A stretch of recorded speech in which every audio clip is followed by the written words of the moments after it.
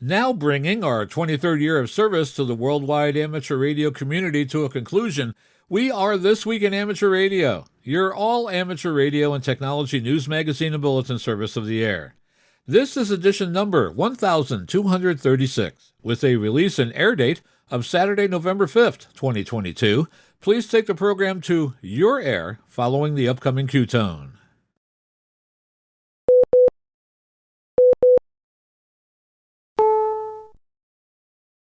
Now coming up to the conclusion of our 23rd year of service to the amateur radio community all around the world, we are This Week in Amateur Radio, North America's premier amateur radio and technology news magazine and bulletin service of the air.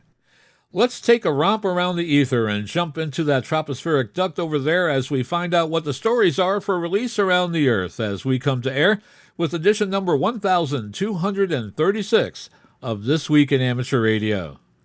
Delegates from the ARRL attend the International Amateur Radio Union General Assembly meetings. We will have a full report.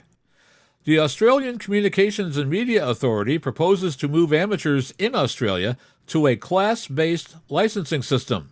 Meanwhile, the German radio regulator, BNetzA, proposes a new entry-level N as a novice class license. Amateurs help solve a police radio interference issue in Kolkata. Amateur Radio Digital Communications is looking for volunteers for its advisory committee. Hurricanes Lisa and Martin kept amateur radio operators busy. We will have all the details. After 32 years of publishing the popular Ohio Penn DX newsletter, its editor decides to retire. Have you contracted potoxia? That's Parks on the Air, and their operation continues to climb in popularity. We will have the November Parks on the Air report. The governor of New York State issues broadband status reports to the FCC in hopes of getting broadband in underserved areas of the state. The third annual Youth Dream Rig Essay Contest is underway. We will tell you how you can qualify and enter. And we all look forward to retirement. But what about repeaters? We will tell you about a repeater that began service in the early 1960s and is now enjoying its retirement in the mountains while still remaining on the air. These headline stories will come to you in a moment, along with this week's special features. We'll visit with Bruce Page, KK5DO, and get an update from AMSAT and what's new with all of those amateur satellites in orbit.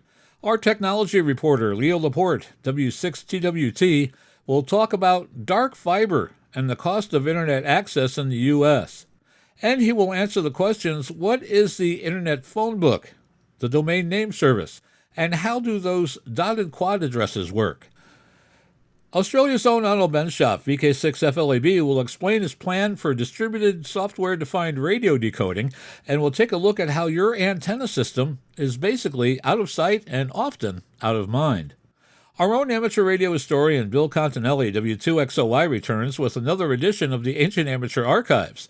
This week, Bill takes us back in time to look at the Radio Act of 1912, and the changes that came about when the Radio Act of 1927, which created and mentions, for the first time, amateur radio. And our tower climbing and antenna master, Greg Stoddard, KF9MP, will talk about what you should do when you climb a tower for another amateur, or your friends and family. That's all straight ahead as North America's premier amateur radio and technology news magazine and bulletin service, This Week in Amateur Radio, takes to the air right now. In our headquarters studio here in beautiful downtown Albany, New York, where we are in the mid-70s, and it's sunny and warm, and it's November, I'm George, W2XBS. Where's the snow? And reporting from the newsroom in Half Moon, New York, I'm Terry Saunders, N1KIN. And reporting from our news bureau in Rochester, New York, along the southern shore of Lake Ontario, I'm Dave Wilson, WA2HOY. Reporting from Glenmont, New York, this is Bob, W3BOO, Boo Radio.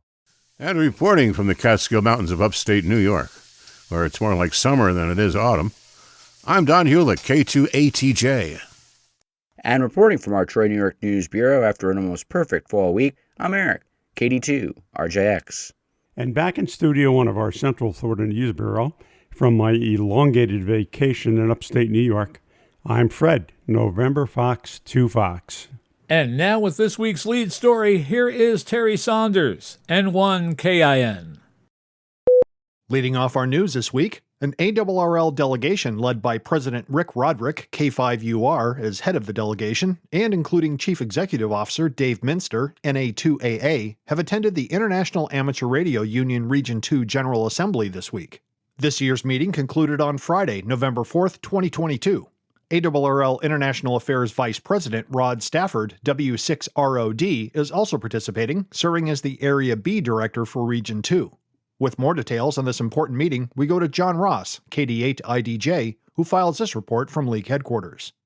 The Triennial General Assembly is the formal decision-making body of IARU Region 2, comprising the Americas, and delegates are the representatives of each member society. The president of the IARU Region 2 is Ramon Santoyo, XE1KK. The meetings began on October 31st, 2022, with 5 evening sessions held virtually of approximately 3 hours each. The virtual meetings were necessary because of COVID and travel concerns. At the meetings, the delegates have reviewed challenges to amateur radio, debated proposals from member societies, and received reports from coordinators and elected volunteers.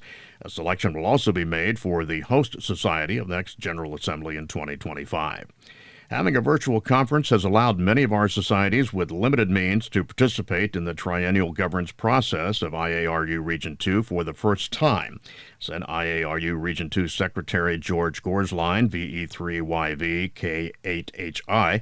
26 member societies are represented with 117 registered attendees from across Region 2, as well as representatives from Region 1, that's Europe, Africa, and the Middle East, and Northern Asia, number 3, Asia Pacific, and the IARU officers. The Wednesday evening committee reports were especially well received and stimulated much discussion. A full summary will be published after the General Assembly, including videos of each plenary session. I'm John Ross, KD8IDJ. Having a virtual conference has allowed many of our societies with limited means to participate in the triennial governance process of the IARU Region 2 for the first time, said IARU Region 2 Secretary George Gorsline, VE3YV/K8HI. 26 member societies are represented with 117 registered attendees from across Region 2, as well as representatives from Region 1, which includes Europe, Africa, the Middle East, and Northern Asia, Region 3, which is Asia and the Pacific region, and the IARU officers. The Wednesday evening committee reports were especially well received and stimulated much discussion. A full summary will be published after the General Assembly, including videos of each plenary session. The International Amateur Radio Union is the worldwide federation of national amateur radio organizations. ARRL, the National Association for Amateur Radio in the U.S., is a member society and IARU International Secretariat, participating in matters that promote and protect the interests of the amateur radio service worldwide. Australia's radio communications regulator, the Australian Communication and Media Authority, or ACMA, is proposing to move the country's radio amateurs to a class license, which is intended to simplify administration of the amateur radio service. John Ross, KD8IDJ, is here with more information on what the Australian regulator is proposing. Currently, Australia's radio amateurs are regulated under an apparatus license with privileges and conditions set out in a radio communications license condition determination. Australian hams pay an annual license fee of $55, that's $35.68 in U.S. currency, but under the proposed class license, the annual license renewal payments would end. The ACMA reports that the current consultation follows extensive public feedback on the review of the non-assigned licensing arrangements conducted between February and April 2021. They intend to implement the proposed class licensing arrangements on July 1st, 2023. The ACMA's deadline for receiving responses is November 29th, 2022. The Wireless Institute of Australia, WIA, is the national member organization representing the interest of Australian radio amateurs and is a member of the International Amateur Radio Union. The WIA's working group intends to open a survey in early November to gauge the views of the Australian radio amateur community. As this is going to be a quantum step in the evolution of amateur licensing in Australia, such as we have not seen previously, the details need close and careful consideration, said Working Group leader Peter Young, VK3MV. I'm John Ross, KD8IDJ. The ACMA says they will carefully consider responses received to the current consultation. As stated in the consultation paper, subject to the outcomes of the current consultation and the implementation of supporting operational and administrative arrangements, the ACMA intends to implement the proposed class licensing arrangements on July 1, 2023. The review's principal objective was to identify the most appropriate licensing mechanism that would reduce regulatory burden and minimize costs for amateur radio operators, while preserving the operational utility for amateurs. The Wireless Institute of Australia's working group intends to open a survey in early November to gauge the views of the Australian radio amateur community. Peter has been licensed since 1964 and has a background in maritime communications engineering. He is a former regional manager with the ACMA and, since retiring, held positions with the WIA as a director on the WIA board and director with International Amateur Radio Union Region 3. The Wireless Institute of Australia is the national member organization representing the interests of Australian radio amateurs, and is a member of the International Amateur Radio Union. The Wireless Institute of Australia has a well-credentialed working group developing their response to the ACMA's proposals. You are listening to North America's premier news and information service for the amateur radio hobbyist. We are This Week in Amateur Radio.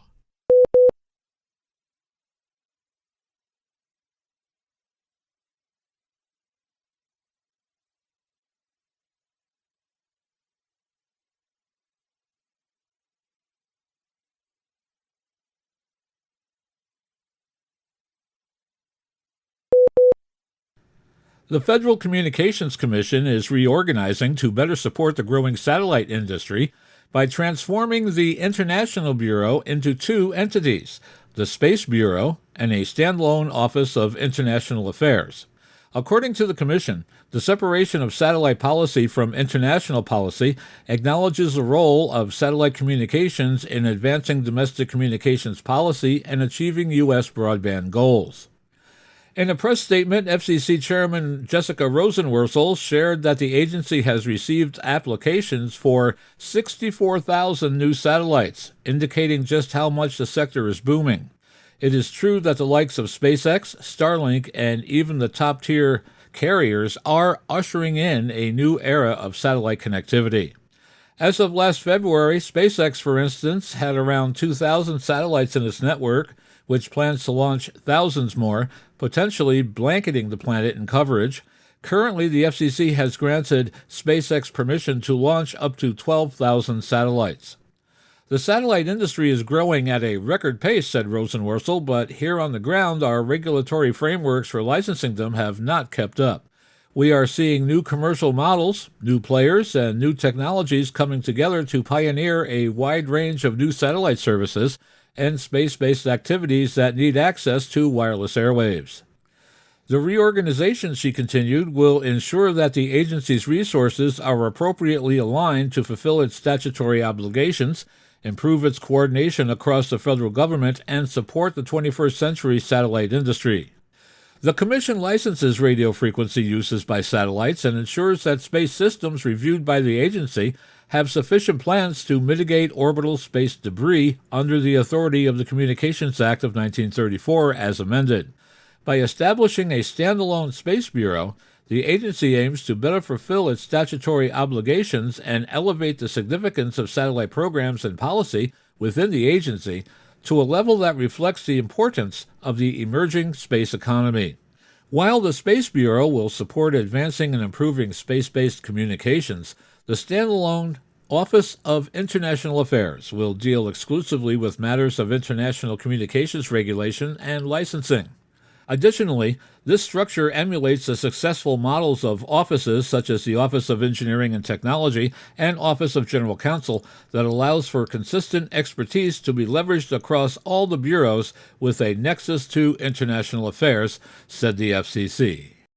Germany's new N-Class entry-level license could be in place as early as January 1st of 2023. The possible addition, announced earlier this year, is being reviewed by the German regulator BNetzA, B-N-E-T-Z-A, as a way to add a third license class to the existing E, Novice, and A, full license classes. A change in the regulations would give the N-class operators call signs with the prefix DN, Delta November, and the current DN call signs, which are used for training purposes under supervisions of a licensed ham, would be canceled on December 31st of this year, to be replaced by the use of a DN /prefix. The new entry-level N class will grant privileges to use the 2-meter and 70-centimeter bands with up to 10 watts EIRP. The operator will be allowed to build and operate homemade equipment as long as it conforms to the regulations. It is possible that usage of the 10-meter band may also be added to the Class N license at the end of 2023. The content of the license exam syllabus will also be changed to make them cumulative, with the ability, it is hoped, to allow the taking of the Class N, Class E, and Class A exams in sequence to get a full license in one day of testing. The Class N exam will cover all legal regulations, operational rules, and a limited amount of technical knowledge questions. The Class E and A exams will then only cover additional, more technical theory questions building on the knowledge of the previous level or levels. A group of major Hindu festivals are coming up to the autumn calendar, starting on Sunday, October 30th, and police officials in West Bengal, India, were once again struggling with their radios. Something was causing havoc with their handhelds during the Autumn Hindu Festival, and it appeared that VHF radio communications was again going to be nearly impossible for crowd control and security. This year, police took their radio dilemma to some local radio amateurs in West Bengal, the Radio Club. According to a report by the Indo-Asian News Service, the hams conducted a variety of tests. Ultimately, they noticed interference peaked when signals had to pass through areas where traditional holiday lights were being used to decorate the parks and gardens. With the help of physicist Pasupi Pandel, VU3ODQ, a club member, the hams determined the interference came from the strings of LEDs manufactured in China, which use cheap components.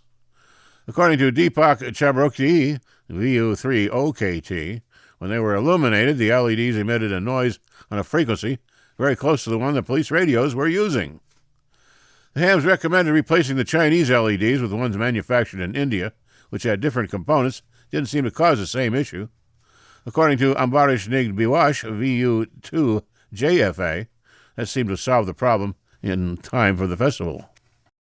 The Federal Communications Commission announced this week that it is opening a new window for applications under its Honors Engineer program. The one-year developmental program may lead to a term or permanent appointment. The Commission is accepting applications from recent graduates with an engineering degree and current students graduating in December of 2022. Among the duties included in the job description is training to perform propagation analysis of terrestrial, satellite, and/or airborne systems, or evaluating the emissions characteristics of various transmitters to validate the coexistence with neighboring systems. Projects may also involve various computer software engineering and scientific applications. An FCC news release describes that honors engineers will work alongside senior staffs on projects including developing technical rules and policy approaches to enable the U.S. to introduce new communications technologies and services such as 5G, 6G, advanced Wi-Fi, the Internet of Things, next-generation TV broadcasting, and new broadband satellite systems, facilitating wireless and wireline broadband service deployment throughout the nation, including to rural and underserved areas, identifying technologies to improve access to communication services for all Americans, especially those with disabilities, enabling public safety and homeland security agencies as well as various enterprises within various market sectors such as healthcare, energy, education, and transportation to introduce new communication technologies and developing policies that encourage innovation and investment in and transition to new communication technologies, devices, and services that will support job creation and economic growth. Engineers are deployed throughout the FCC and from space innovation to new broadcast standards to 6G and beyond. The FCC's policy portfolio is filled with interesting and challenging engineering work, said FCC Chairwoman Jessica Rosenworcel. Our Honors Engineer program is a unique opportunity for the newest engineers to work closely with experienced professionals in this field to ensure that the FCC is best prepared to face the challenges of next-generation communication networks. The announcement will close once 175 applications have been received or on December 2nd, 2022, whichever occurs first. Visit USA Jobs for the complete position summary and to apply at www.usajobs.gov. Garth Crow, WY7GC, was appointed as the new ARRL Wyoming Section Manager on October 12, 2022. He replaced Rick Brenninger, N1TEK, who announced he was stepping down following the Rocky Mountain Division Convention held in early October. Brenninger served as the Wyoming Section Manager since April 2019. ARRL Field Services Manager Mike Walters, W8ZY, officially appointed Crow after consultation with Rocky Mountain Division Director Jeff Ryan, K0RM. Crow previously served as Wyoming Section Manager from 2009 until 2015. He will now serve for the remaining portion of Brenninger's term, which runs through March 31, 2023. Nominating petitions for the next Wyoming Section Manager term of office, beginning April 1, 2023, are due at ARRL headquarters no later than December 9, 2022. Visit Section Manager terms and nomination information on the ARRL website for more details. The Wyoming section is part of the ARRL Rocky Mountain Division, which includes Colorado, New Mexico, and Utah. You're listening to This Week in Amateur Radio, available worldwide as a podcast from our web at www.twiar.net.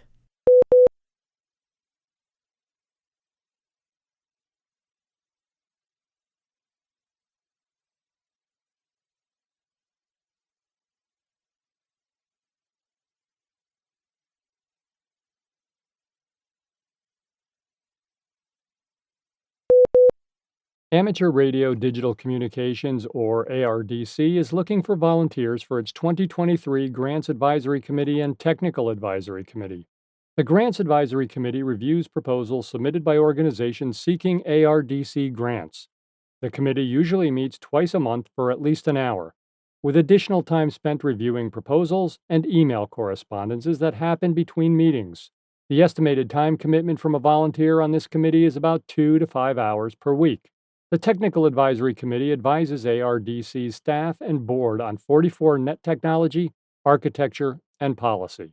The TAC usually meets once or twice a month for at least an hour. Additional time may be spent working on or attending meetings related to projects such as refining 44net use cases and standards, developing a new 44net portal, and developing a proposal for points of presence.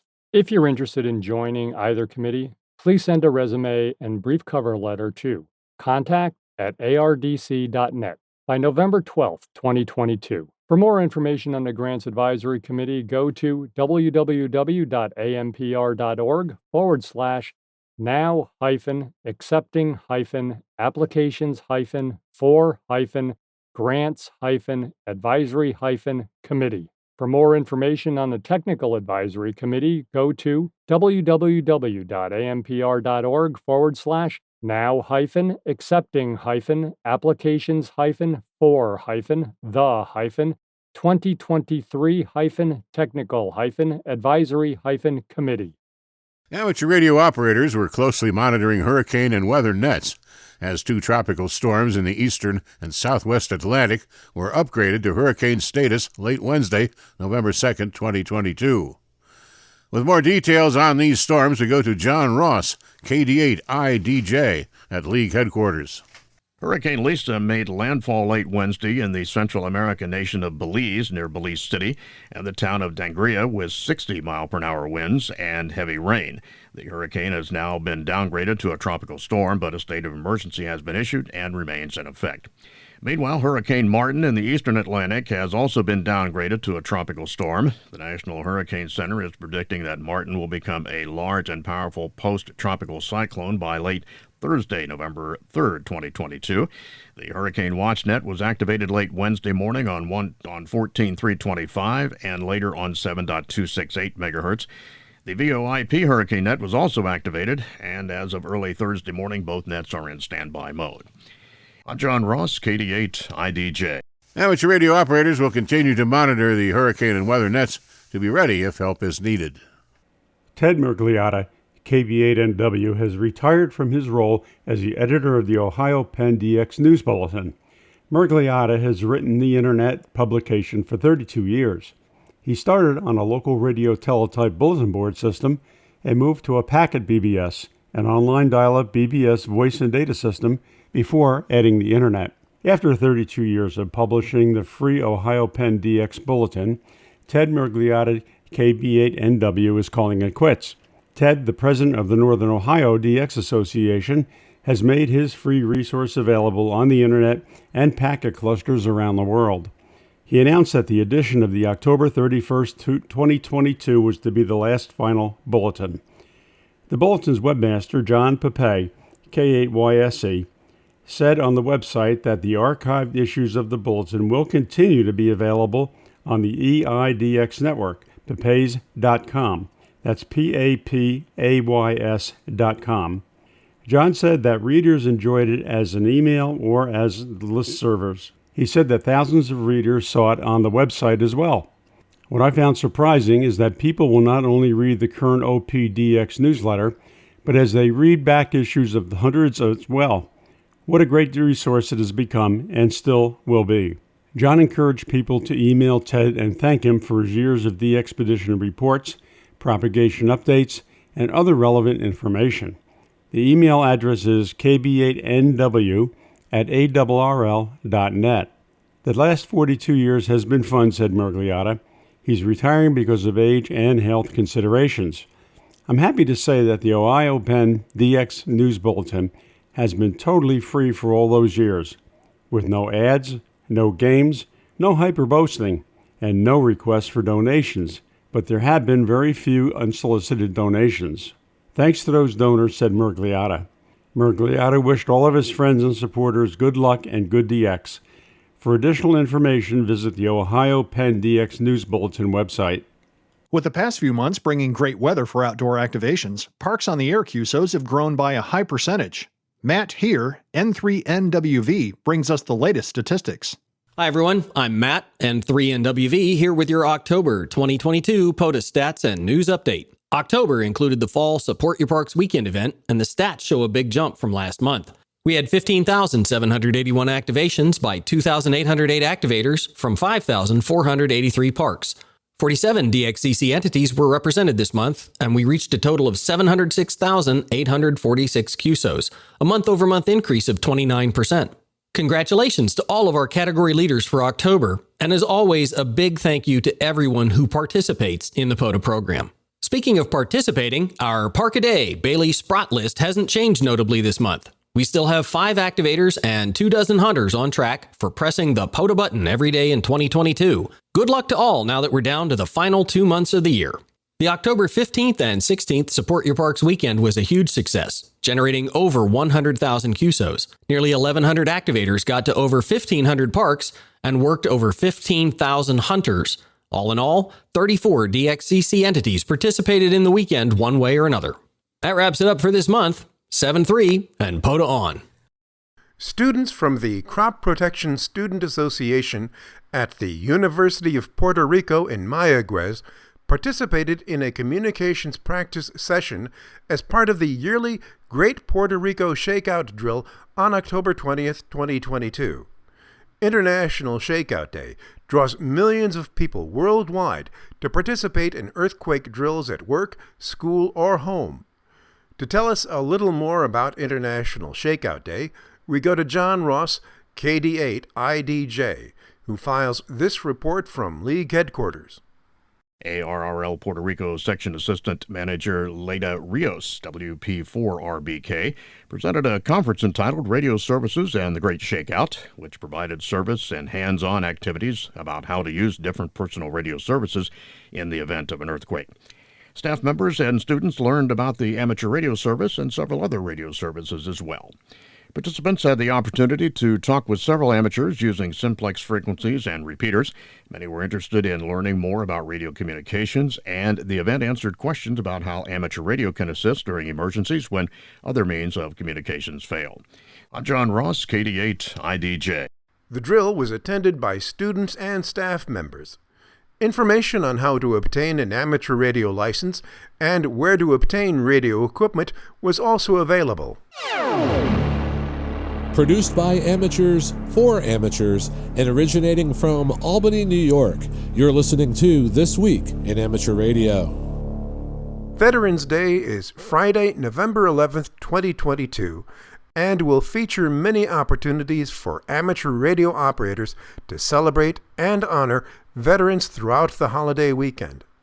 Special event stations will be on the air across the country, including the Reading Veterans Amateur Radio Club, W6VET in Redding, California, and the Veterans Day commemoration on board the USS Kidd DD-661, a World War II Fletcher-class destroyer, with the USS Kidd Amateur Radio Club in Baton Rouge, Louisiana. The Strategic Air Command and Aerospace Museum in Ashland, Nebraska, has a full day of activities planned on November 11th, including an amateur radio demonstration by the Strategic Air Command Memorial Amateur Radio Club, using the historic call signs of General Curtis Emerson LeMay, K0GRL, and the Offutt Air Force Base, K0AIR. The American Legion Amateur Radio Club, K9TAL, is located at their national headquarters in Indianapolis, Indiana. Any station that contacts K9TAL on Veterans Day will receive a special QSL card. The Wisconsin Maritime Museum in Manitowoc, Wisconsin, will celebrate Veterans Day on November 12th and 13th, 2022. The USS Cobia Amateur Radio Club will be on board and on the air from the USS Cobia World War II submarine. A commemorative QSL card will be issued for contacts made during the two-day event.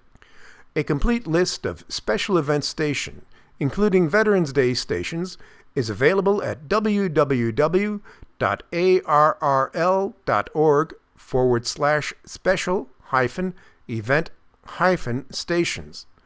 That's www.arrl.org/special-event-stations.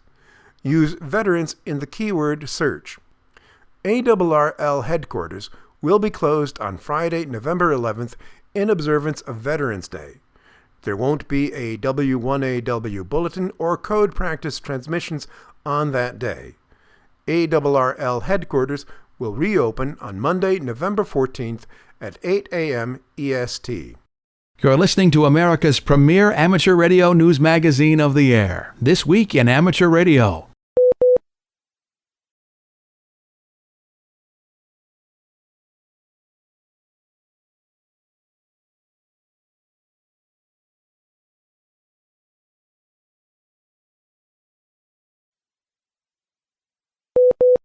And now with the latest technology news and commentary from Petaluma, California. This Week in Amateur Radio is proud to present Leo Laporte.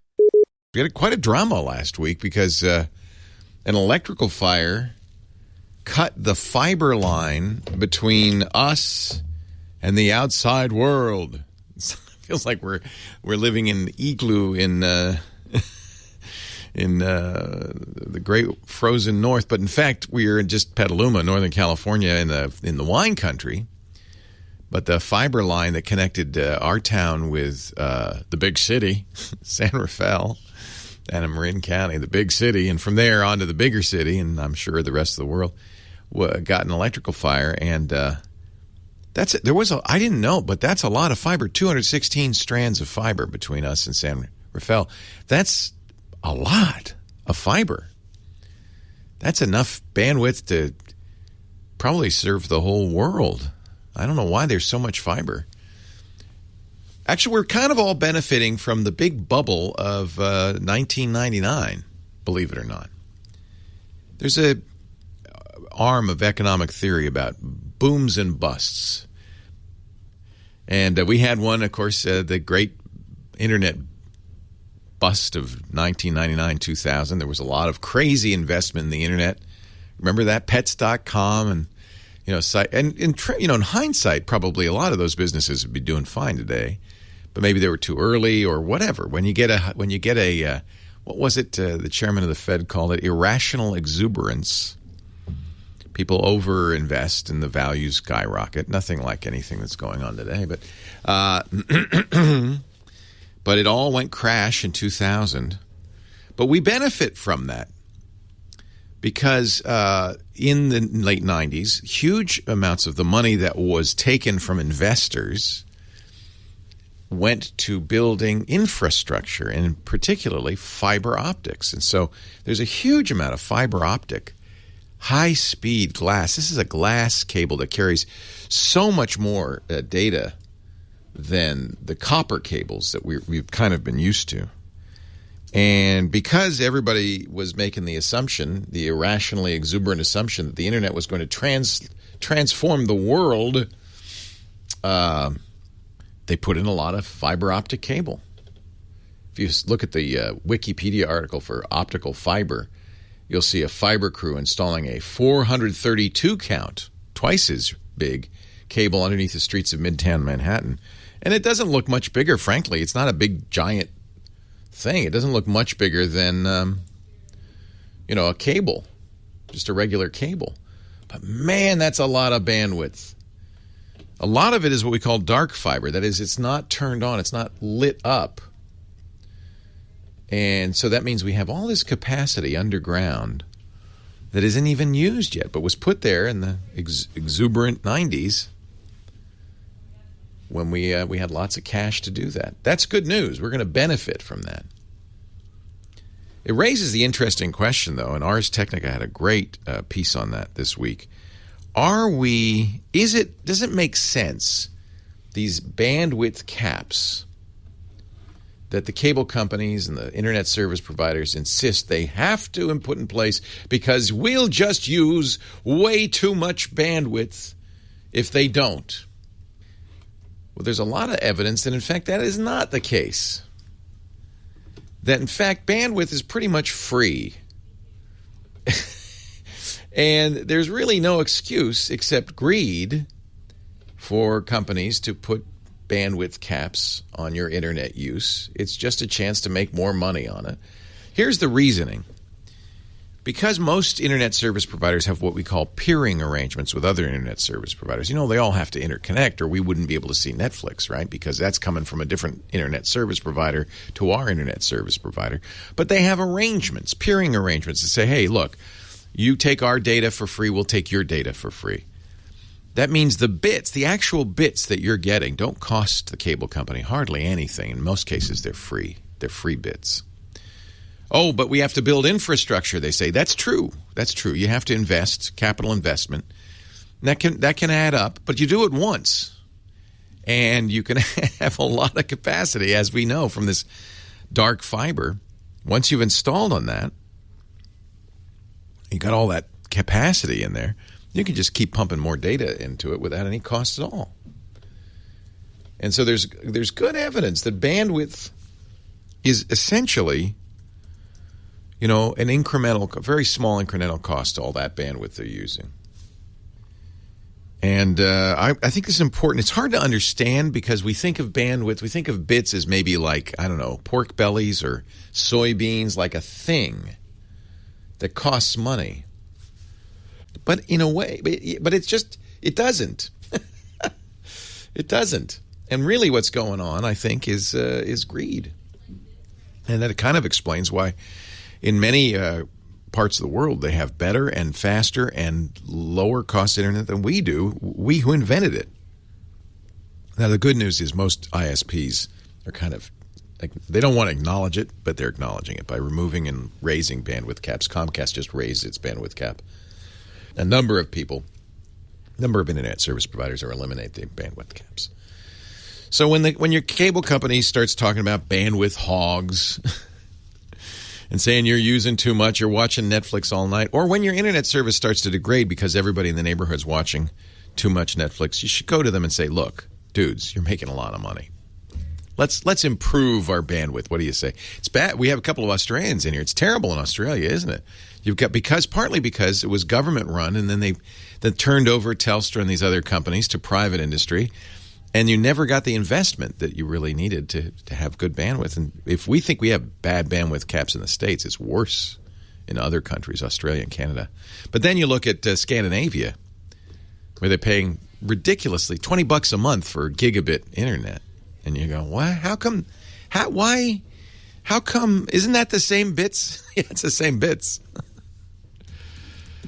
What's interesting is where companies like Google come in with fiber and charge reasonable amounts of money. Suddenly, the cable companies find the ability to do the same. Oh, wait a minute. There's competition? Oh, we better lower our rates. Competition is the best thing for this in general. The more competition, the lower the costs, the better the service. And we got into all of this because the FCC allowed the cable companies to have a monopoly or sometimes a duopoly.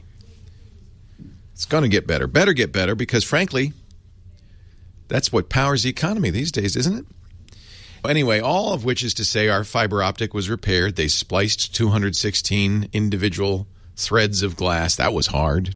I actually was watching a video on YouTube of splicing fiber optic cables. It's non-trivial. They have to have a special machine. I don't know how they fuse the glass together, but because you don't want to add imperfections. That's why it works, because it's pure. So I'm curious. I don't know how they do it, but they did it. 216 strands. That's a lot. We will be back with more from our tech guy, Leo Laporte, right after we pause for stations along the network to identify.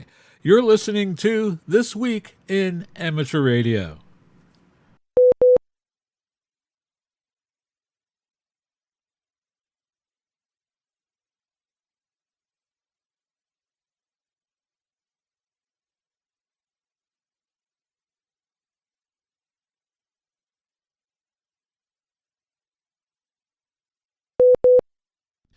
Let's see. What else can we talk about? The DNS stands for Domain Name System. It's just a big phone book. When you surf the internet, you use words like yahoo.com, but your computer needs a number. They need the actual address, what we call the IP or Internet Protocol address of that website, 168.3.4.129 or whatever it is. It's always 4 numbers from 0 to 255, actually from 1 to 255, separated by dots. No, I guess it could be 0 in the last 3 positions. Separated by dots. So that's a dotted quad, they call it, and that's the phone number for a website. So the DNS is just a phone book. You don't have to use your ISP's DNS. In most cases, it's the fastest. What'll happen when you enter in yahoo.com in your browser is your browser will ask the cache, because a lot of these are cached in your computer. Do you know that? And then if it doesn't find it in its own cache, then it will ask the router. And if it doesn't know, if the router doesn't know, it'll ask the ISP. If the ISP doesn't know, it asks the ISP's ISP. And it goes all the way up to the root domain servers. There are 13 of them around the world. That's it, 13. When you buy a domain, you're buying an entry in that phone book. Your domain registrar will send it to one of those root servers, and it'll propagate all the way down.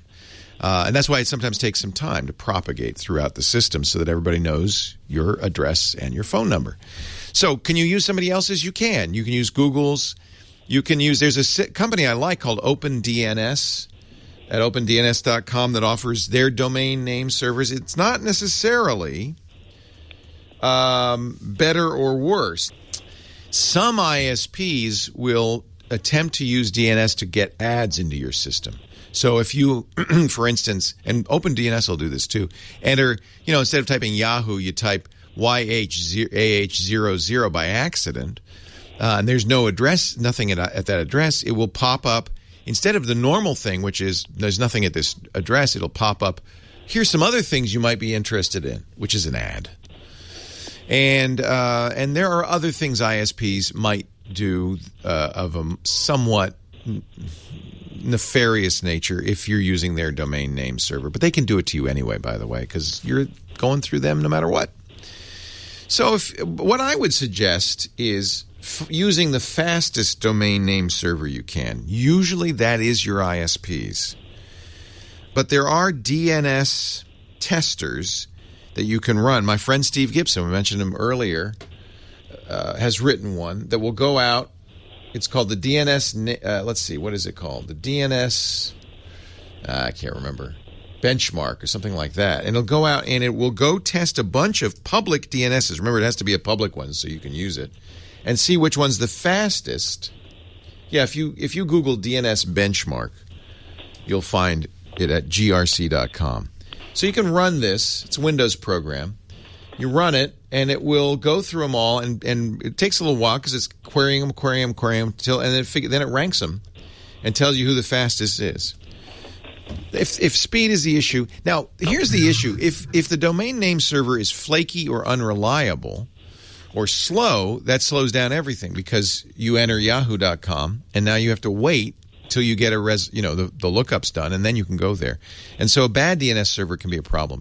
I would use your ISPs unless you know of a reason not to. It's either slow. Yeah, ironically, a lot of people use Verizon's because they run a public DNS server. A lot of people use Verizon's. Well, I think it's 8.8.8.8. I can't remember, but a lot of people use that.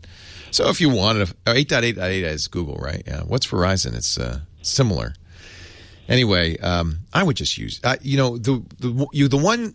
First of all, everybody listening already is using your ISPs unless you've done otherwise. Because when you set up your router or the ISP's router, it automatically uses theirs. That's by default. So you have to explicitly enter something else. I like DNS, OpenDNS, because they have other features like filtering and things that they can do. That make them appealing to me, but I would check it out. But there are lots of them. I think it's an interesting question. It's a lot of times people are looking for tweaks. It's so funny because modern computers really, you open the box, you plug them in, and they just kind of work, and you use them. But that bugs people. They're appliances these days. Nobody says, "Hey, is there a way I can soup up my toaster? Is there any maintenance I need to do to my toaster?" Yeah, you clean the crumb catcher before it catches fire. That's about it. And so they want to do stuff to improve their experience because we used to have to. Nowadays, you don't have to do a disk optimization or a defrag. You don't have to clean up temp files. You don't have to do any memory, reallocation. You don't have to do any of that stuff. You don't have to change your DNS server, really. None of that. Just out of the box, the defaults are almost always the best to stick with. If, however, you notice you're having slow browsing, maybe run one of these benchmarks to see if it's your ISP's problem, and then you could change it to somebody who's better and faster. The reason your ISP is usually the best is because they're the closest to you. They're the first place you go on the internet. So if you use theirs, it's likely to be the quickest, unless there's something wrong with it. If there is, that's another matter entirely.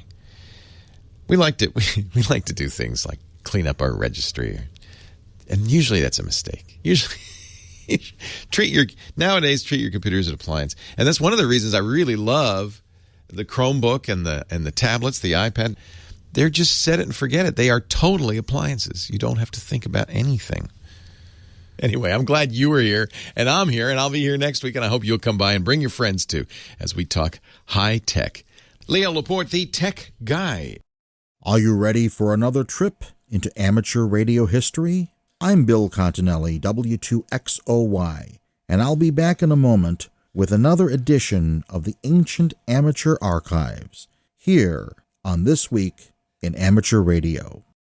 The third annual Youth Dream Rig Essay Contest is now underway. The contest is sponsored by the Intrepid DX Group, a U.S.-based 501c3 nonprofit organization that promotes amateur radio activities around the world for youth. The contest is open to U.S. and Canadian amateur radio operators aged 19 or older. The first place winner will receive a new HF transceiver. Second and third place winners will receive a handheld transceiver. To enter, contestants must write a 2-page essay answering the question, how does amateur radio factor into your career plans? The submission needs to be in plain text, PDF, or a Microsoft Word attachment. Additionally, contestants must promise to use the radios on the air for 1 year and not trade, sell, or flip the equipment. The entry deadline is November 30th, 2022, and winners will be announced on December 15th, 2022. More information about the Intrepid DX Group is available at their website. You are listening to North America's premier news and information service for the amateur radio hobbyist. We are This Week in Amateur Radio.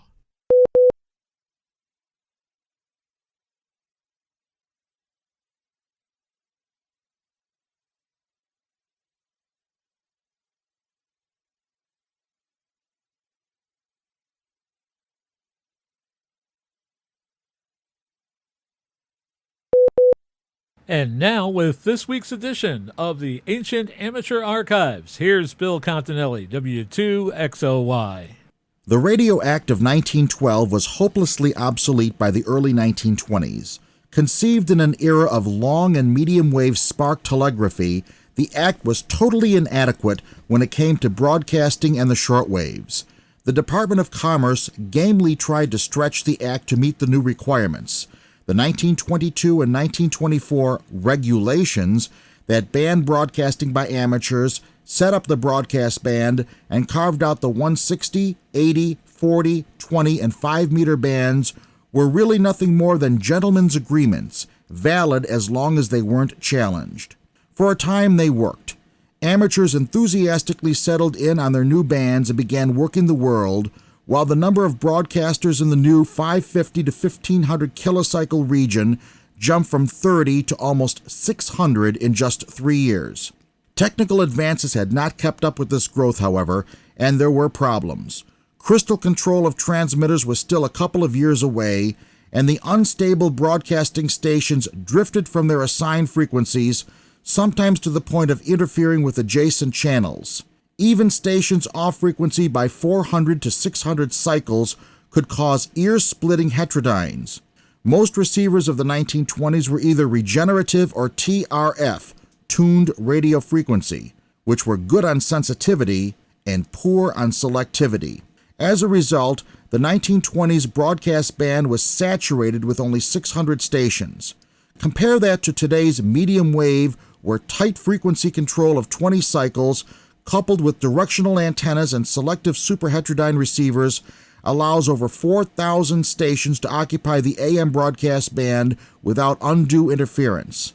The Department of Commerce therefore issued regulations mandating such solutions as time sharing, where 2 or more stations occupied the same frequency at different times of the day, and daytime-only operations. Stations were constantly moved to another frequency or told to decrease power in order to minimize interference. The department also went after stations whose transmitters drifted onto adjacent channels.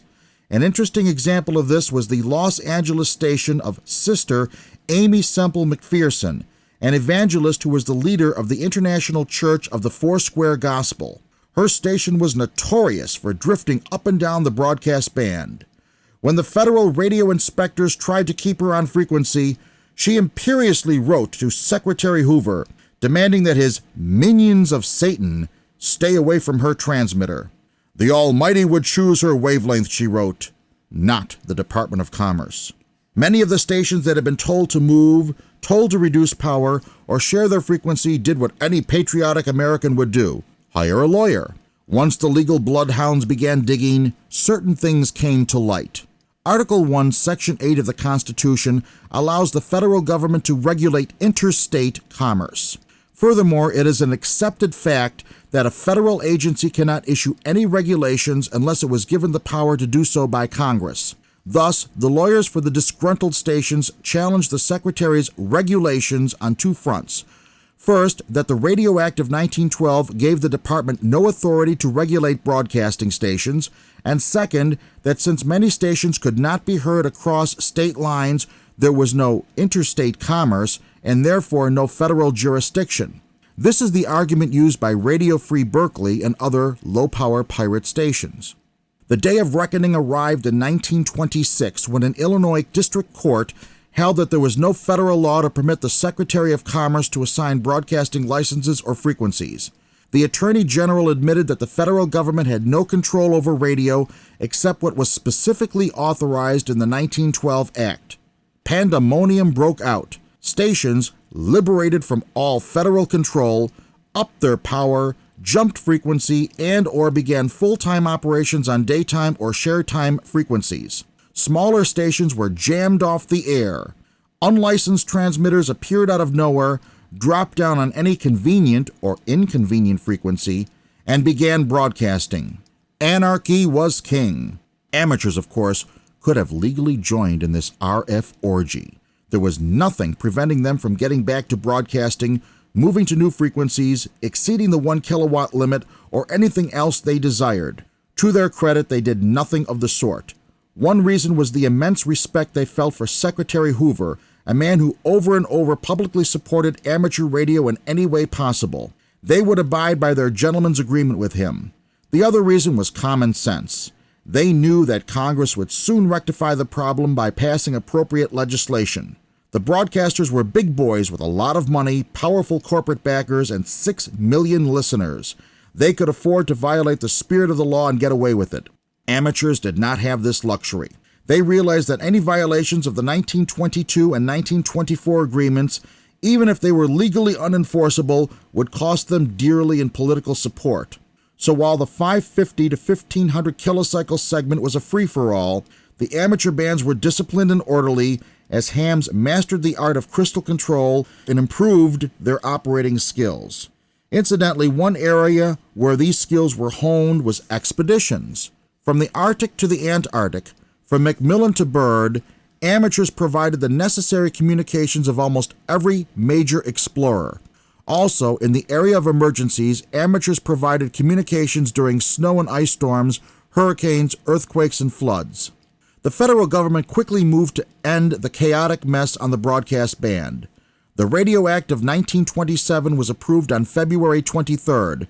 This law defined amateur radio for the first time in a federal statute and created the Federal Radio Commission, which was given the power to classify and regulate all aspects of all radio stations for the public interest, convenience, or necessity.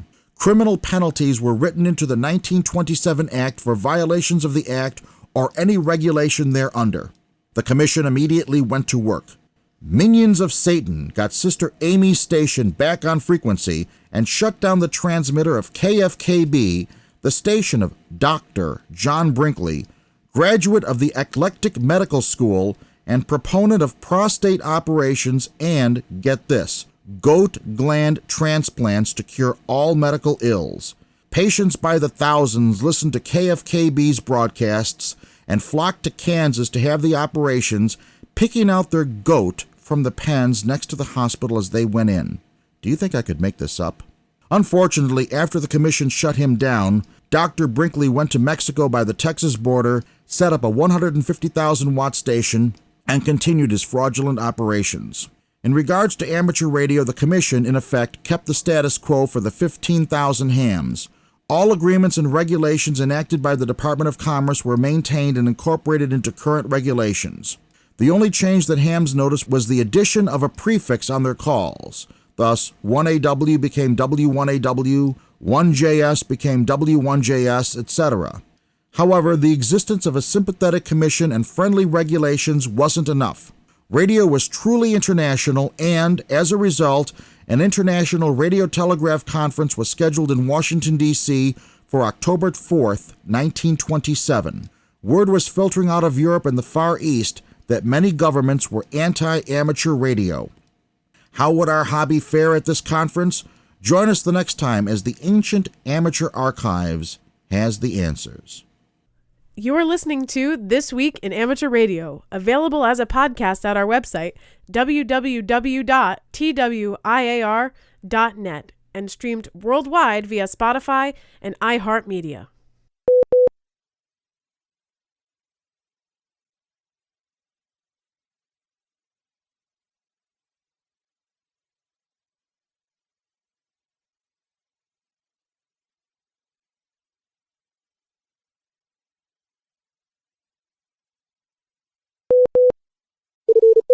Foundations of Amateur Radio.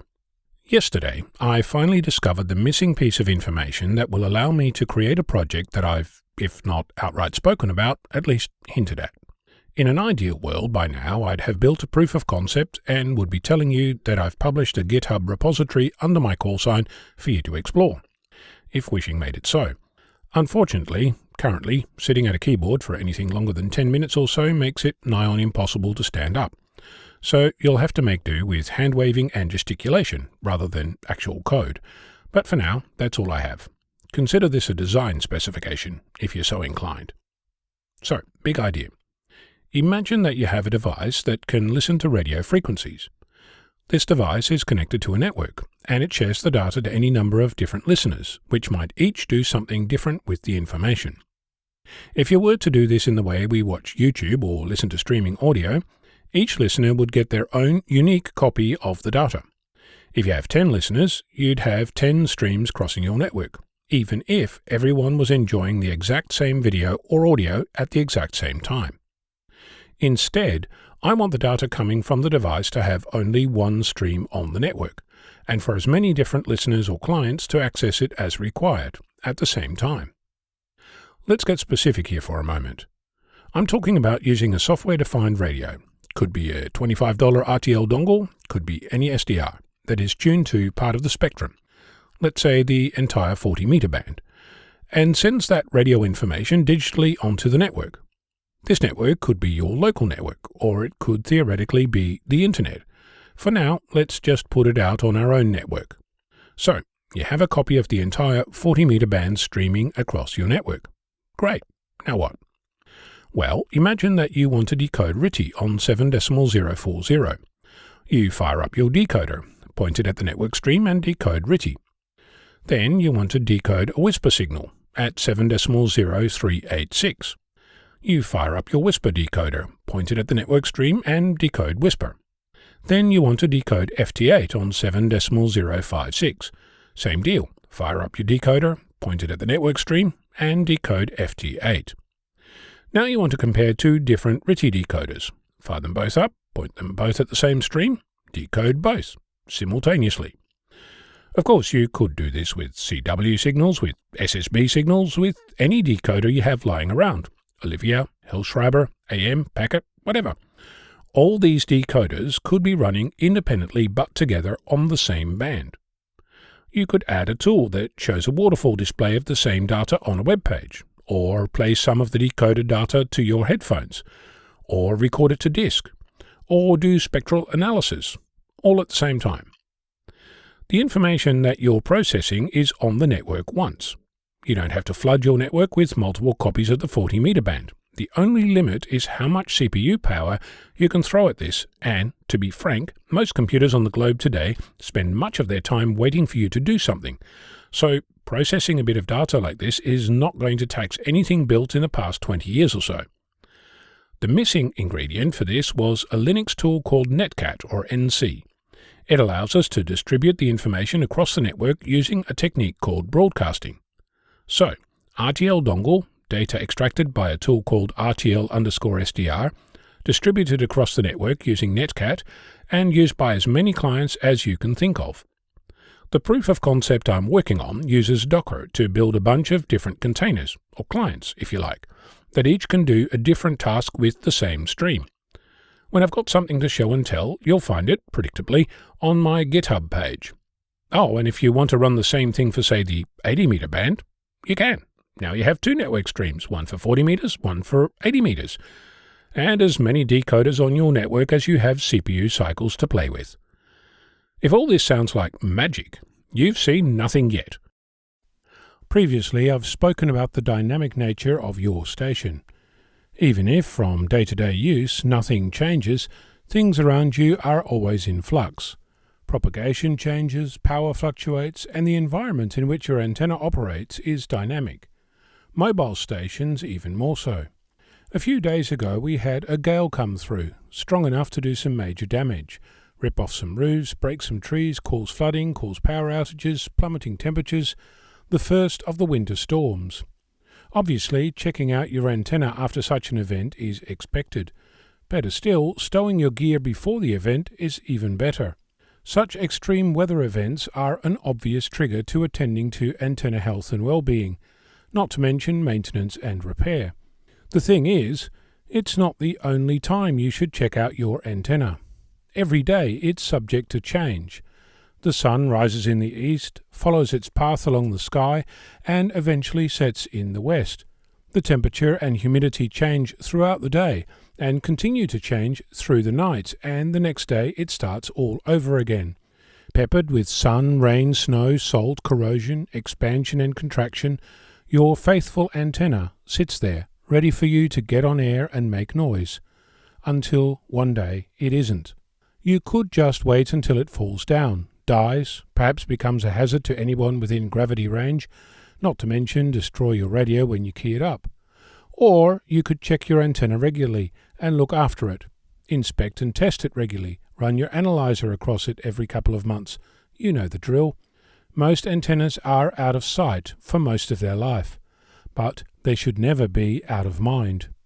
During the weekly F-Troop-Net, we started discussing this, as well as an in-depth conversation about launching wire into trees, and there were several suggestions worth investigating. One amateur pointed out that the level of complexity in the air dictates the amount of maintenance. A log periodic antenna on a rotator needs more tender loving care than a wire hanging off a tree.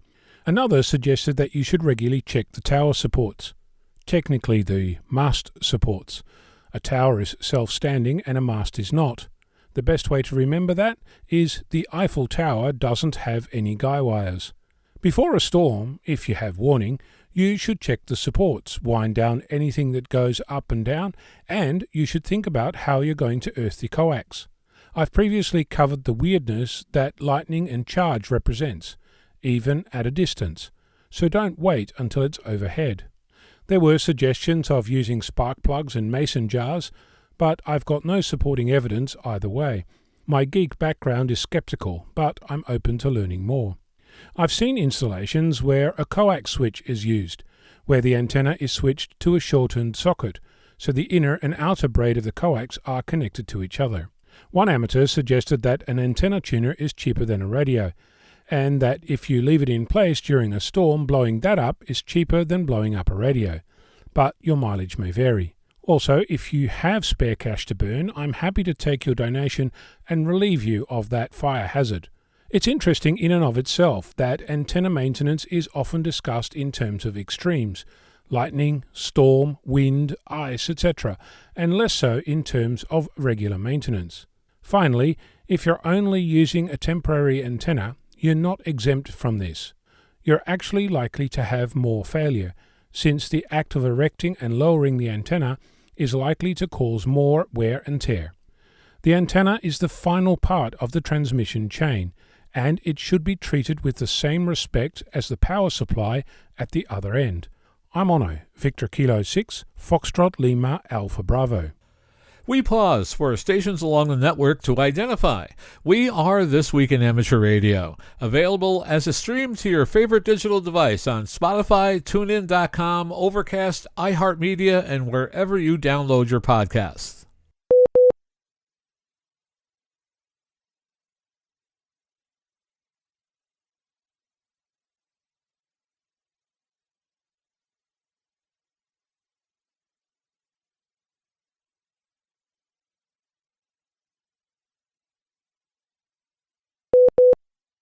This week's AMSAT report is in from Bruce Page, KK5DO. From the PICSAT team and U1SAT, we have learned that the PICSAT 3U CubeSat that was launched in January of 2018 went silent in April of 2018. That CubeSat has come alive. First reports of the satellite were reported by Vlad, EU1SAT, on June 20th. Then on June 24th, 2022, the PICSAT team reported successful commanding of the satellite. It has a 1K2 BPSK telemetry, and you can follow the recovery on their Twitter account at IamPicsat. Hopefully, after the recovery, the FM transponder will be available. The Indian Space Research Organization is celebrating the launch into orbit of 36 Internet satellites from the London-based company OneWeb. The launch on Sunday, October 23rd, coincided with the Indian Festival of Lights, known as Diwali. An Indian GS-LV Mark III rocket was substituted for the Russian Soyuz originally planned for the operation before the Ukrainian invasion earlier this year. This was the second flight for the Indian rocket, but its first commercial multi-satellite mission. The flight was overseen by the ISRO's commercial division, New Space India Limited.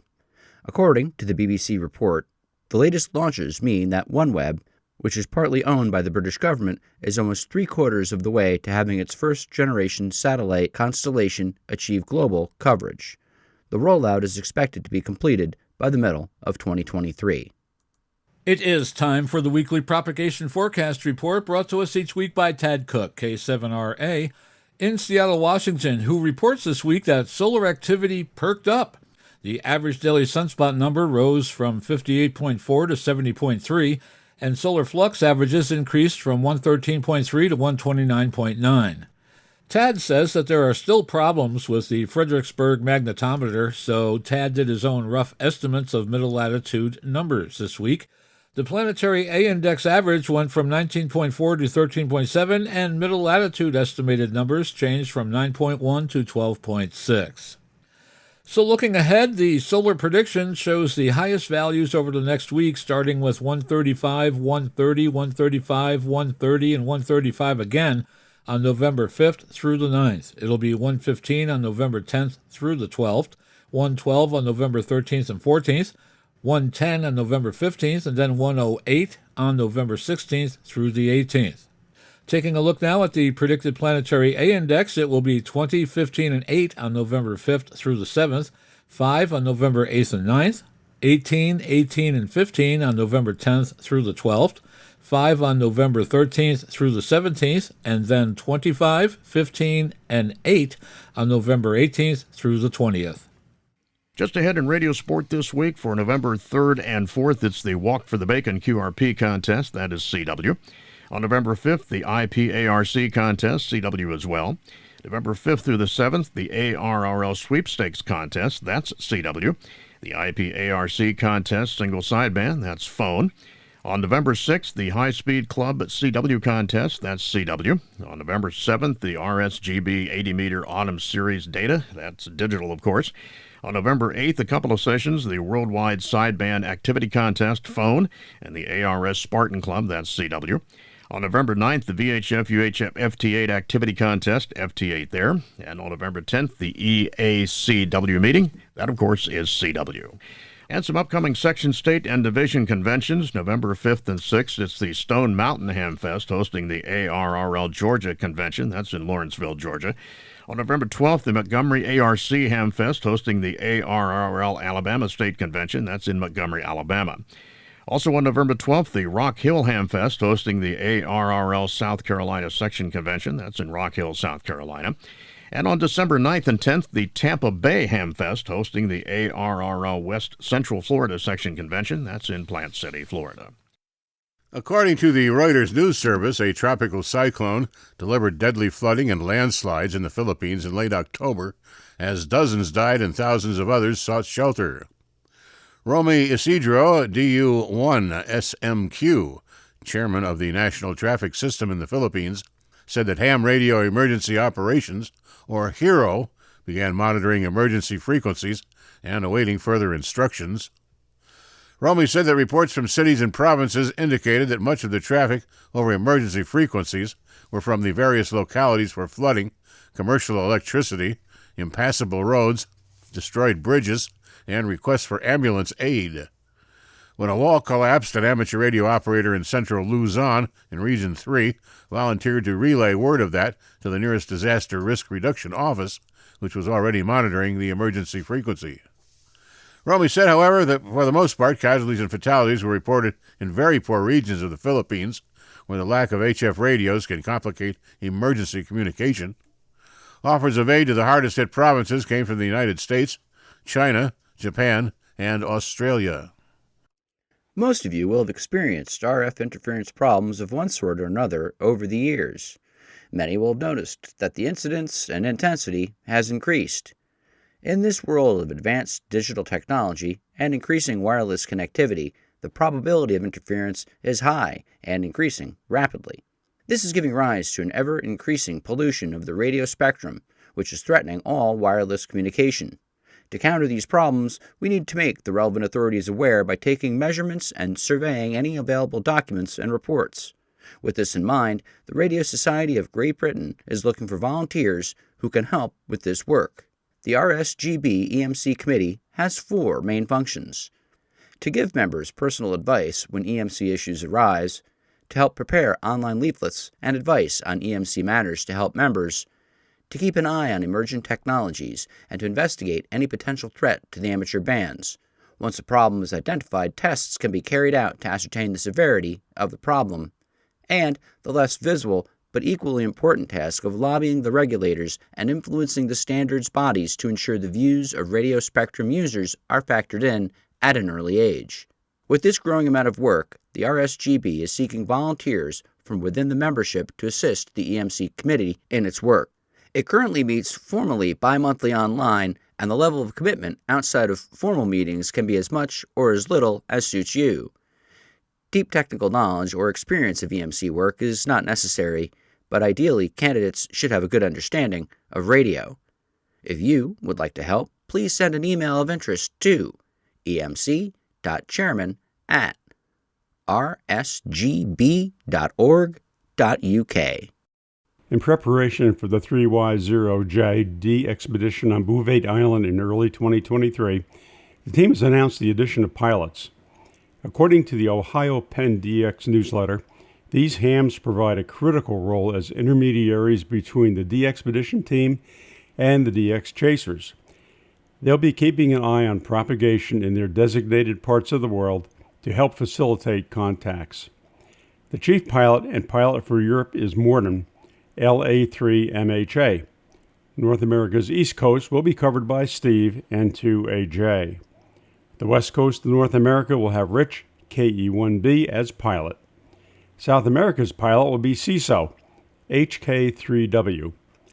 Hams in VK, ZL, OC will have Lee, VK3GK, as pilot. And in Asia and Japan, hams will rely on Champ, E21EIC. The team expects to activate from the sub-Antarctic island between January 13th and February 28th of 2023. ARRL Northwest Division Director Mike Ritz, W7VO, presented the 2021 ARRL Technical Innovation Award to Steve Heinel, KF70, creator of the Hermes Light software-defined radio. This long overdue presentation was made during the October 27, 2022 meeting of the Willamette Valley DX Club, said Ritz. The ARRL Board of Directors bestowed the 2021 ARRL Technical Innovation Award to Heinel during its September 2021 meeting. Heinel was cited as the instrumental and driving force behind the Hermes Light 5-watt HF software-defined radio transceiver being a fully open-source hardware and software project. More information about Hermes Light is available on their website. We pause for stations along the network to identify. We are This Week in Amateur Radio, your amateur radio and technology news magazine of the air, available as a podcast on iTunes, Google Play, iHeartMedia, and Spotify.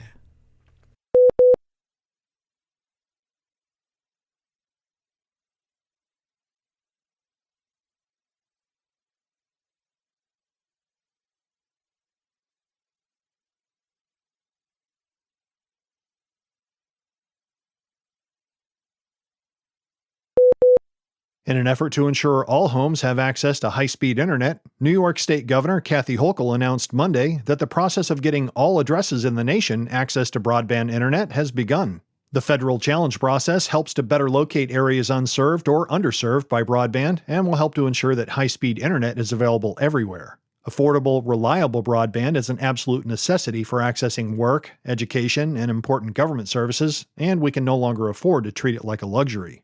Thanks to our first-of-its-kind broadband mapping tool, we have a clearer picture than ever about New York's broadband needs, and we're better able to advocate for federal funding and program support to fill those gaps.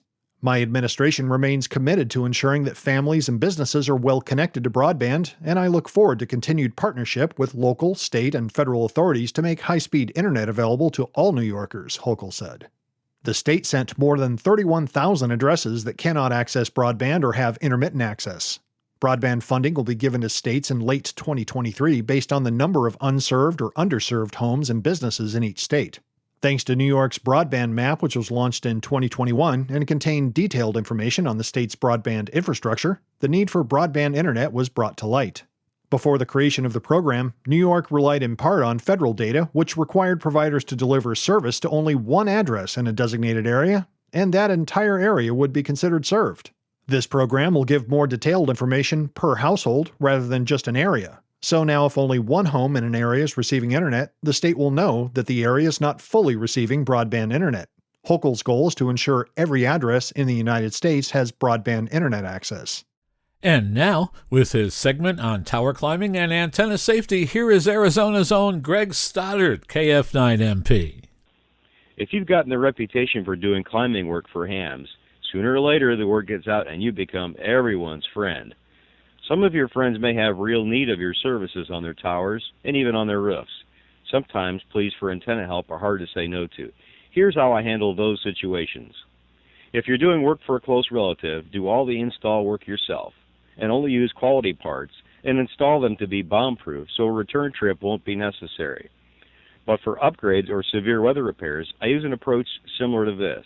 I tell them, sure, I'll do the job, but since my safety is the most important part of the job, if at any time I feel my safety may be in question, I will stop doing the job and they decide not to finish the work. For relatives, I never charge for tower or antenna work, but always tell them my safety disclaimer. So if I stop, they know ahead of time why and agreed to my rules before the work started. This way, I'm never telling them no when they ask for my help. For hams in general, I tell them I will examine the tower first before I decide if I will do the job. When I get there, I examine the condition of the tower. I look at how it is mounted and the overall size of the tower, width and height. I do not climb those tiny TV antenna towers that are narrower than my 2 feet side by side. I tell the owner this before I get there. If the tower is bent at all or not perfectly vertical, I also decline the job. I have found that agreeing to look at the tower will save lots of guilt trips and sad stories. If you outline your criteria for rejecting jobs based on safety before going to see the tower, you can eliminate the dangerous jobs with a minimum of hurt feelings. When you do accept a job for a fellow amateur radio operator, take the opportunity to preach the gospel about safe climbing. Show them your belt and ropes and all your safety gear you've gathered over the years. I always keep mine covered in the back of the car so it's always ready to show. Just the sight of proper climbing gear impresses people the extent to which you value your personal safety. I take time to appoint someone to act as ground crew supervisor and charge them with keeping everyone far away from the base of the tower. If kids are present, I sometimes drop a screwdriver to impress them with what would happen to their heads if they hung around the base of the tower when something fell. While I'm on the subject of doing work for other hams, I'd like to mention a cheap and durable sidearm for the typical home antenna tower. I use inch or larger conduit and put a proper bend in one end, then clamp it to the tower. It is necessary to drill at least one hole and pin it to the tower to prevent rotating in the wind. I would ask a professional electrician to bend the conduit for me if you have no experience doing that yourself, since it is easy to kink it and ruin it. Remember, tower work at any height can easily become deadly. Money spent on books, videos, and climbing gear is well worth the investment. This is Greg Stoddard, KF9MP, reporting for This Week in Amateur Radio. Hams in the Slovak Republic are grieving the loss of a respected leader, Janko Slivka, OM3WZ, OM3WCF, the former president of the radio club OM3VSZ, who has become a silent key. His death was announced on a number of online ham radio forums and on Facebook. The club's current president, Vlado Ludorovsky, OM3TWM, remembered him as a radio operator who combined his love of amateur radio with his love of outdoor sports, including cycling and marathon running. He also noted that Janko was an enthusiastic CW operator. No further details were available at press time. And finally this week, a short story about a repeater that sure is enjoying its retirement. In the early 1960s, before the area had frequency coordination groups and standards for repeater offsets, a privately owned repeater went up on a place called Contractors Point, high above San Fernando in Southern California. The W6AQY solid-state repeater, which operated on VHF-FM, relied on the parts of a Motorola walkie-talkie that it was built from. On the website eham.net, Paul, W0RW, said he helped install it on that mountaintop long ago with Jim, W6UJX, and Jim's father, facing the challenge of putting a 30-foot telephone pole in a trench in that rocky soil. The repeater itself was protected from the elements inside a waterproof Motorola truck mount box, and its batteries needed changing every 3 months. He said that the transmitter had an output of about 20 watts ERP and used a 3-element beam turned towards Los Angeles, and it served all of Southern California successfully for much of that decade. It was finally taken out of service in 1969, and after some refurbishment, moved to Colorado, where it was put back to work, this time as WR0ACR. A half-century later, it's still doing its job, but like most retirees, it's on standby service for much of the time. This Week in Amateur Radio is heard on nets and repeaters all across North America and around the world on great repeater systems like the KD5DMT 145.290 and 443.025 MHz repeater system in Centerton and Garfield, Arkansas. Owned and operated by the Benton County Radio Operators Club, serving Northwest Arkansas, Southwest Missouri, and Northeast Oklahoma. Many of the news and information items heard on this edition of This Week in Amateur Radio have been provided by the American Radio Relay League, the ARRL Audio News Service, and the ARRL Letter, the Southgate Amateur News Service, Steve Richards, G4 Hotel Papa Echo, and the Southgate Vibes News Service, AMSAT, the Radio Amateurs of Canada, the FCC, the Radio Society of Great Britain, and Ofcom, the South African Radio League, the International Amateur Radio Union, the Wireless Institute of Australia, and the Australian Communications and Media Authority, the New Zealand Association of Radio Transmitters, the Amateur Radio Newsline, the Rain Hamcast, Eric Guth, 4Z1UG and QSO Today, QRZ.com, the Tech Guy, Leo Laporte, the International Telecommunications Union, and various news sources on the Internet. With special thanks to all our weekly news sources and to you, our listeners, that wraps up this edition of This Week in Amateur Radio. If you'd like to write to us, you can find everything you need, including archive editions of the news service, at our website at twiar.net. And now, for all of us at This Week in Amateur Radio headquarters and our news team around the world, this is Chris Perrine, KB2FAF, wishing you a 73.